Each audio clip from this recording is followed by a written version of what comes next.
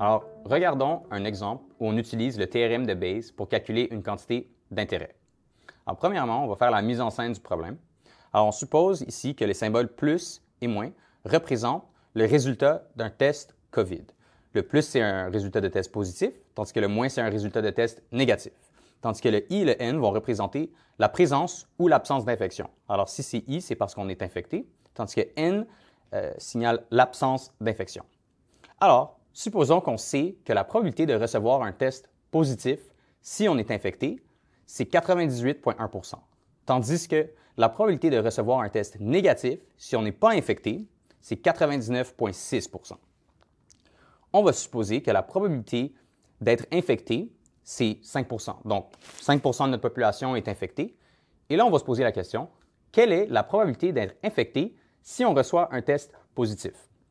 Alors, comme on a vu, on peut utiliser notre théorème de Bayes à partir de ces quantités-ci pour calculer notre quantité d'intérêt, qui est la probabilité d'infection si on teste positif. Alors, on voit qu'on a la probabilité d'infection si on teste positif. C'est égal à la probabilité de tester positif si on est infecté, fois la probabilité d'être infecté, divisé par la probabilité de recevoir un test positif. Alors, cette quantité-ci, elle est juste ici, on l'a déjà, 98,1 %. Celle-ci aussi, on suppose qu'elle est 5 %. Mais là, on se demande comment on calcule la probabilité de recevoir un test positif. Alors, c'est très simple. On va utiliser la loi de probabilité totale pour décomposer cette quantité-là.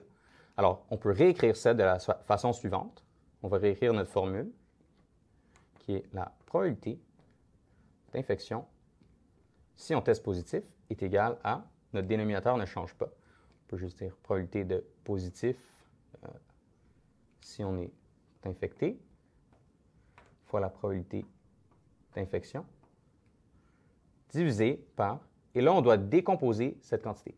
Alors, on peut utiliser notre règle de probabilité conditionnelle pour décomposer ça avec la loi de probabilité totale, ce qui va nous donner la formule suivante. On obtient la probabilité de tester positif si on est infecté, fois la probabilité d'être infecté, plus la probabilité de tester positif si on n'est pas infecté, fois la probabilité de ne pas être infecté.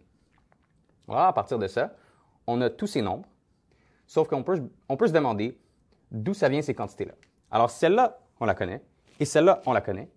Celle-ci, la probabilité de tester positif si on n'est pas infecté, eh bien, ça va juste être l'opposé de celle-ci. Alors, on a 100 %, mais on va faire 100 % moins 99,6 %, et ça va nous donner cette quantité-ci.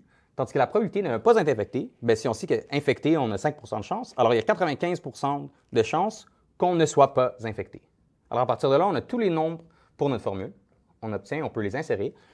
Probabilité de tester positif si on est infecté, c'est 98,1 % fois la probabilité d'infection, qui est de 5 % divisé par la probabilité de tester positif si on est infecté, qui est 98,1 % fois la probabilité d'être infecté, qui est 5 % plus la probabilité de tester positif si on n'est pas infecté, ce qui est 1 moins 99,6 %, donc 0,4 % fois la probabilité de ne pas être infecté, qui est 95 %.